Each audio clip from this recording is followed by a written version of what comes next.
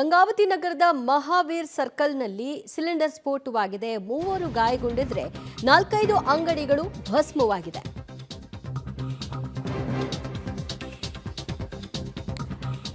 ಇದು ಗಂಗಾವತಿ ನಗರದ ಮಹಾವೀರ್ ಸರ್ಕಲ್ನಲ್ಲಿ ಆಗಿರುವಂತಹ ಘಟನೆ. ಸಿಲಿಂಡರ್ ಸ್ಫೋಟವಾಗಿದೆ. ಪರಿಣಾಮ 3 ಗಾಯವಾಗಿದೆ. ಜೊತೆಗೆ ಅಲ್ಲಿದ್ದ 4-5 ಅಂಗಡಿಗಳು ಕೂಡ ಸ್ಫೋಟದ ತೀವ್ರತೆಗೆ ಭಸ್ಮವಾಗಿದೆ. 4 ಜನರು ಜೀವ ಉಳಿಸಿಕೊಂಡಿದ್ದಾರೆ. ಅದು ಕೂಡ ಒಂದು ಸಾಕು ನಾಯಿಯ ಸಹಾಯದಿಂದ. ಹೇಗೆ ಅಂದ್ರೆ ನಾಯಿ ಜೋರಾಗಿ ಬೊಗಳೋದಕ್ಕೆ ಆರಂಭ ಮಾಡಿದೆ. ಈ ಸಂದರ್ಭದಲ್ಲಿ ಏನಾಯ್ತು ಅಂತ ಮನೆಯಿಂದ ಕುಟುಂಬಸ್ಥರು ಹೊರಗೆ ಬಂದಿದ್ದಾರೆ.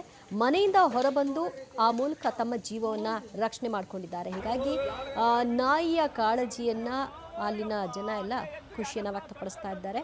ಇದು ನಾಯಿಗಿರುವಂತಹ ನಿಯತ್ತು ಅಂತ ಕೂಡ ಹೇಳ್ತಿದ್ದಾರೆ.